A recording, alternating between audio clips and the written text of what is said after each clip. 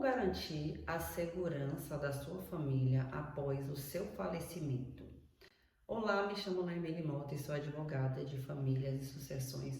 E no vídeo de hoje a gente vai falar sobre o planejamento sucessório, que é uma forma de organizar em vida como é que vai ficar os seus bens, como é que você vai deixar aí a herança para as pessoas da sua família, seus herdeiros, evitar que eles entrem em brigas e desavenças após o seu falecimento e garantir que eles estejam seguros, né, salvaguardados ali no momento em que você faltar e garantir para eles um meio de sobrevivência, enfim. Organizar essas questões aí patrimoniais. Bom, a maneira mais comum de transmitir a sua herança para os seus herdeiros hoje é através de um processo de inventário.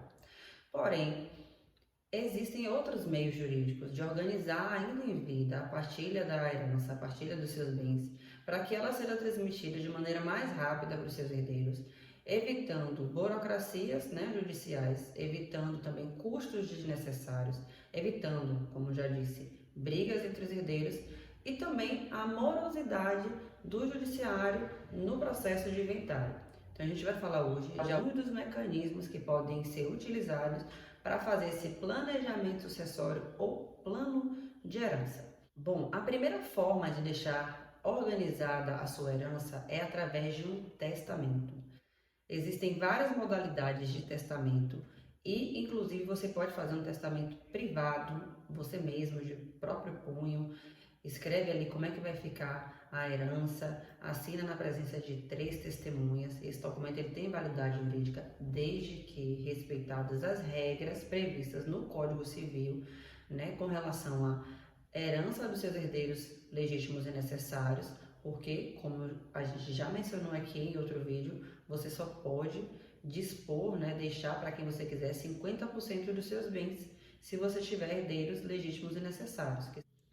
Além do testamento privado, existem as modalidades de testamento público, testamento cerrado, testamentos especiais, marítimo, aeronáutico, militar, enfim. Uma série de testamentos, você precisa realmente consultar um profissional para entender qual é o melhor, se for possível, porque em algumas circunstâncias não dá para fazer isso. A segunda forma de planejar a sucessão é através de doações em vida. E nesse momento da doação podem ser estabelecidas cláusulas específicas que garantam que você possa continuar usando e administrando seus bens enquanto for vivo, e essa transmissão, essa doação só vai ser efetivada após o seu falecimento. É preciso também, nesse caso da doação, observar as regras de direito sucessório com relação a legítimo, aquela situação lá dos 50% do seu patrimônio que é reservado para os seus herdeiros legítimos e necessários. Uma outra forma de garantir que sua família fique segura quando você falecer é contratar um seguro de vida.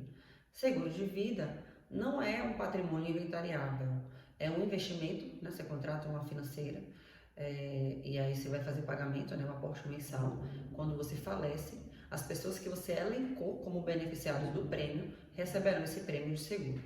E aí é importante a gente lembrar que se você não indica quem é o beneficiário, então seus herdeiros legítimos e necessários que recebem o prêmio do seguro, certo?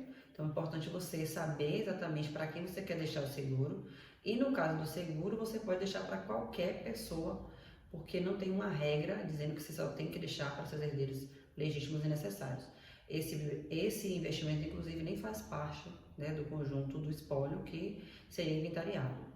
Outro investimento também, que é uma forma de deixar a sua herança planejada, deixar, não é bem herança nesse caso, deixar sua família segura e protegida, é contratar uma previdência privada, que na verdade você também acaba ficando protegido com a previdência privada, devido à modalidade desse tipo de investimento. Você vai acumulando ali um valor ao longo dos anos em que você vai pagando.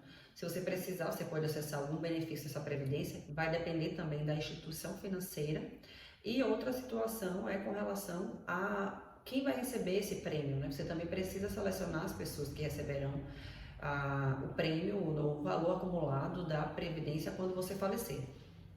Aplica-se também a mesma regra do seguro se você não escolher seus herdeiros legítimos e necessários recebem.